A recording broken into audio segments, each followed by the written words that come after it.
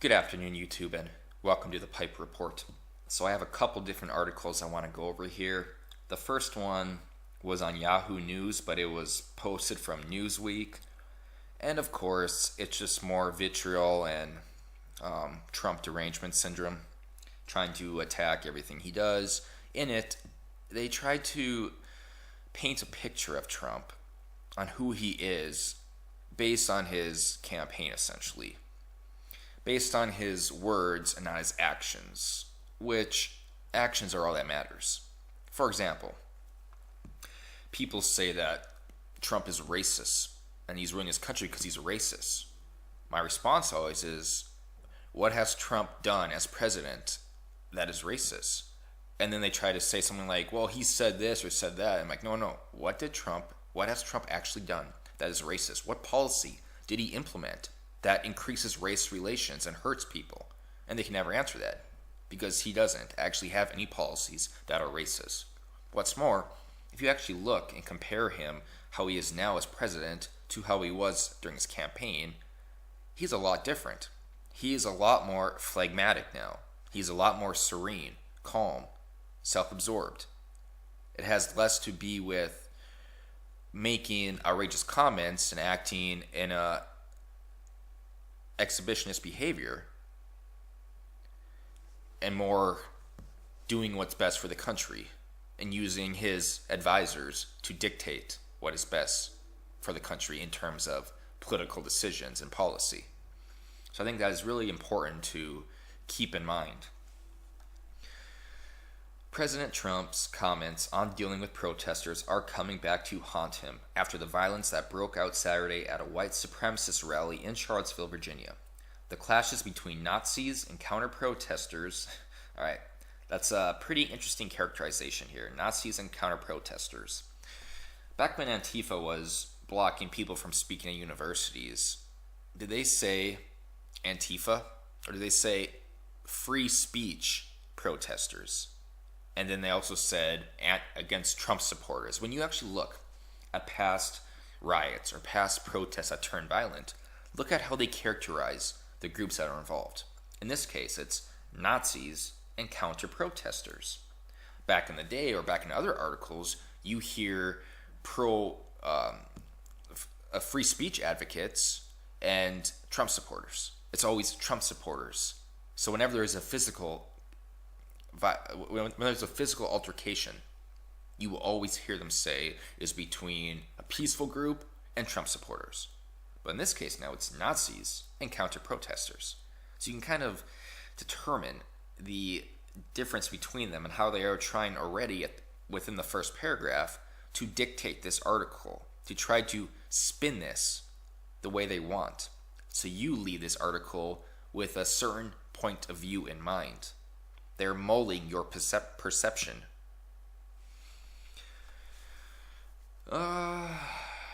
Left 3 people dead, including one anti-fascist demonstrator who was killed when a man rammed his car into the group she was with. Again, no one condones that. That was despicable, and that should not have happened. The president, whose initial statement about the rally was criticized for failing to mention racism, now finds comments he made about attacking protesters being revisited. Throughout his election campaign, Trump appeared to encourage violence toward anti-Trump protesters who showed up at his rallies, telling crowds of people that protesters should be escorted out more roughly and offering to pay the legal fees of any of his fans who attack them. Okay, a few things regarding this. Now, I don't want to sound like an echo chamber, but I have to say this again because it has to be said. When is the appropriate time to denounce a certain act?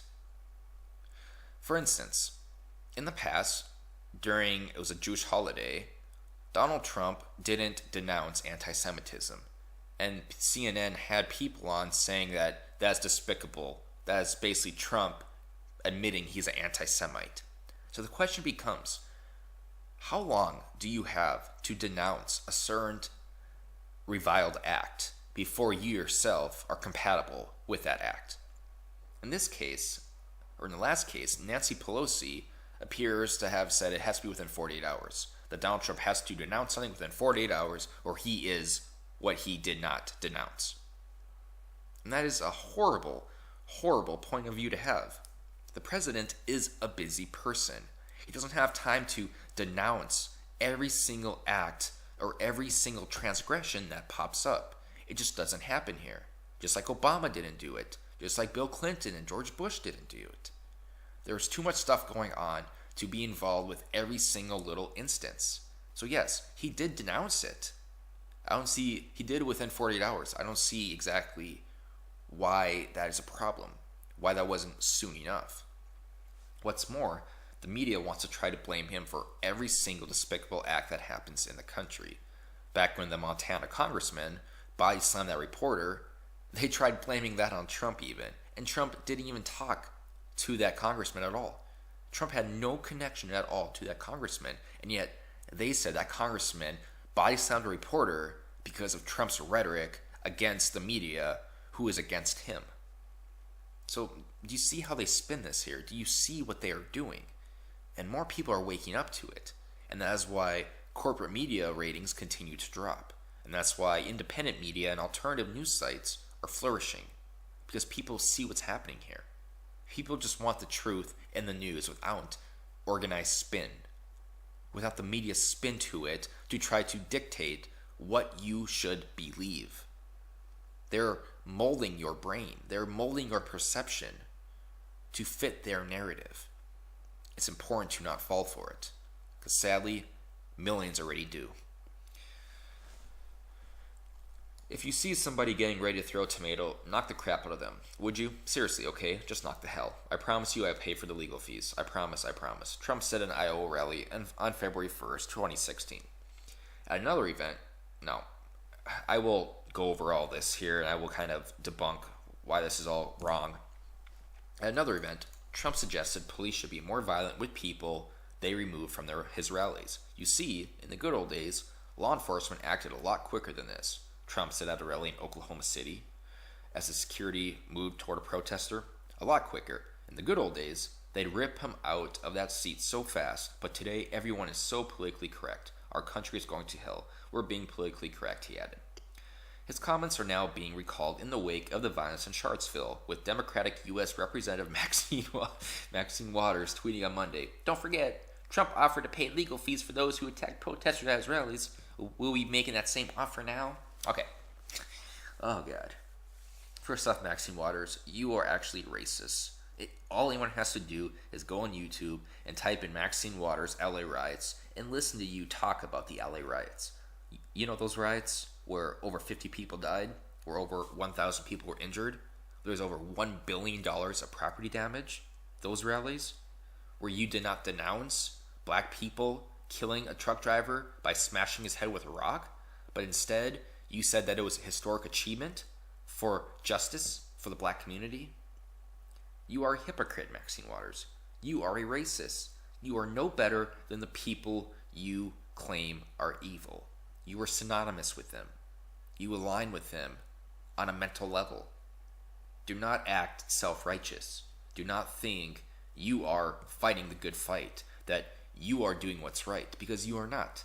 All anyone has to do is listen to your hypocrisy, and they can easily see who you are, what type of modus operandi you have.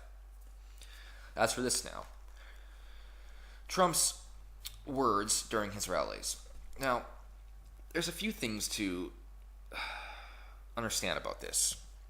Yes, Donald Trump has said some things at his rallies that is an aberration from what normally happens at presidential rallies.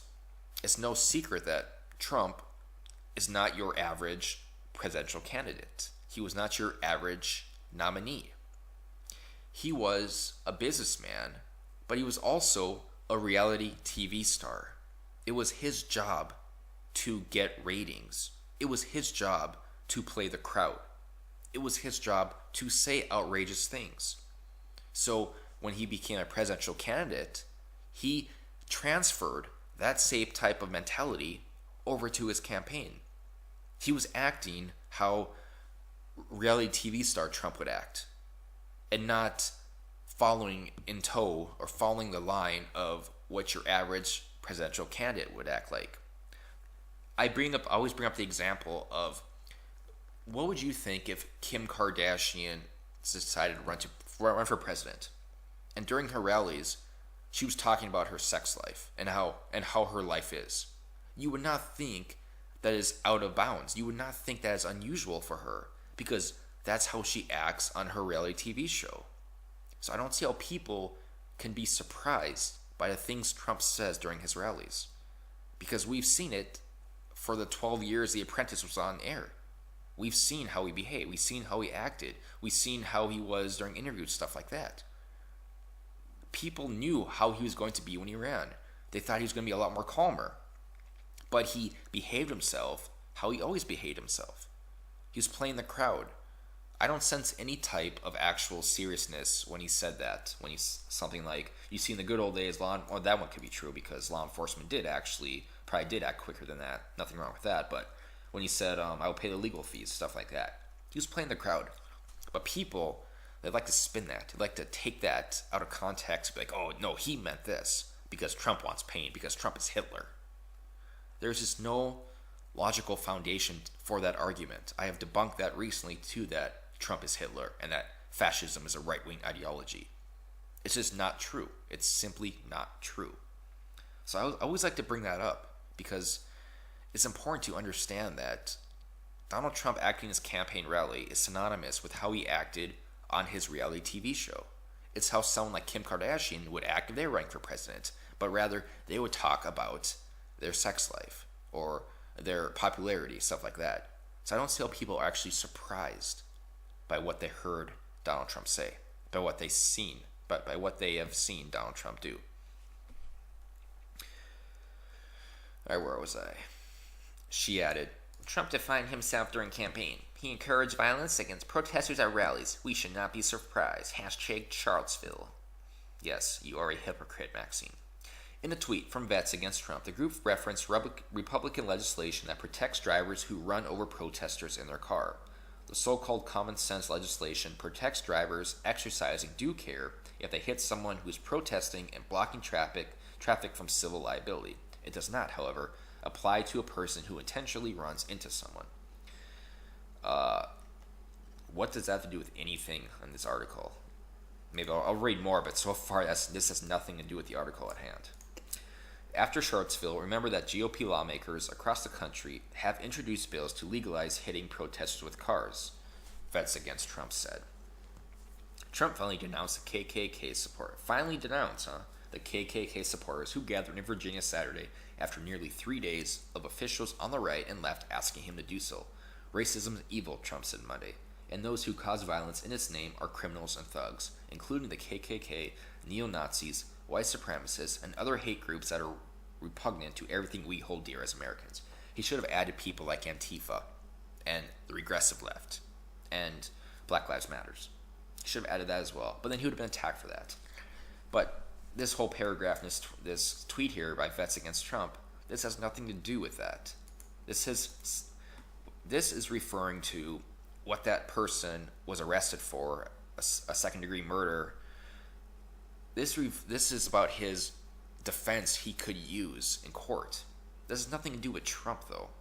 So they kind of just want to throw that article in there just so they can get the name Vets Against Trump in there.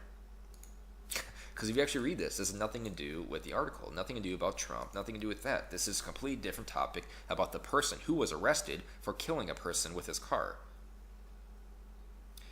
But I digress. Let's move on. Now, this article here, this one's kind of surprising. CNN's Jake Tapper on media bias. Obama said things that weren't true and got away with it. Okay, so the corporate media is extremely biased, especially on the left. But I have to say, out of all the people on the left in the corporate media, the least biased one is Jake Tapper. That's not to say he isn't biased, but he is the least biased one. I have actually seen him. I used to listen to the Glenn Beck radio program a lot a couple years ago. I know. I just don't listen anymore, but I did a lot. And he would always play clips of Jake Tapper because him and his crew, they like listening to Jake Tapper because Jake Tapper would always question everyone. And he did play a lot of quick clips where Jake Tapper actually questioned those on the left and actually, it seemed he was fair to everyone he interviewed. It wasn't just against Trump. He is biased towards Trump or against Trump, no doubt about it. But he does also use that same mentality when he questions others, especially on the left. I think he did so with Maxine Waters and Hillary Clinton a couple times. So I don't have respect for him, but he is the least biased out of all those on the left in the corporate media. So I do congratulate him on that. But he did say something interesting here. CNN's Jake Tapper says former President Obama benefited from a media industry that was supportive of him and reluctant to identify misleading information. Rolling Stone magazine sat down with the host of The Lead this week to talk about his career, the state of journalism in 2017, and his thoughts about covering President Trump after 8 years of Mr. Obama. The journalist said that he was worried about confirmation bias among his peers, along with the industry's shift toward ideological coverage instead of fact-based reporting. I do think there is a sort of confirmation bias that some media outlets feed, and it does trouble me because I try not to do that, Mr. Tapper said for an interview published Tuesday. Look, there's always going to be a place for ideological and even partisan journalism. That's been true as long as this nation has been around, and I think that's great. But I think it's great as a supplement to more straight news. The CNN host was then asked about criticism he received over his reporting on falsehoods espoused by the Trump administration. A lot of people on the left didn't like it before, and now they like it, Mr. Tapper replied. I don't want to compare President Obama and President Trump on these issues because they're different, and the scale isn't even remotely the same. But President Obama said things that weren't true and got away with it more for a variety of reasons, and one is the media was much more supportive of him. The Obama White House thought I was self-righteous and a huge pain in the ass. Mr. Tapper concluded the interview with an affirmation of hope that something good to come out of this era, despite its highly charged political atmosphere. So this is true. This is true. I mean, if you actually listen to the daily press briefings at the White House with Sarah Huckabee Sanders and before him, Sean Spicer, and you actually listen to how those from the left media outlets questioned, their questions are far, far more confrontational. They're far more severe. For instance, they'll ask a question, Sarah Huckabee Sanders will answer a question, and then they will keep on and on, trying to get her to discuss more things. When it was with Obama, they would ask a question, he would do a short answer, and they would say, thank you, sir, and sit down. So there is always a lot of hostility between the press briefings now compared to Obama. And that's also in the corporate media. I mean, you can definitely see it. So I do appreciate Jake Tapper for actually admitting to this, because this is actually true. We have all seen it, and we will continue to see it, because it happens every single day on left-wing media outlets. So good for Jake Tapper for admitting what everyone already knows, but most of them don't want to accept or don't want to even believe. And I'm done.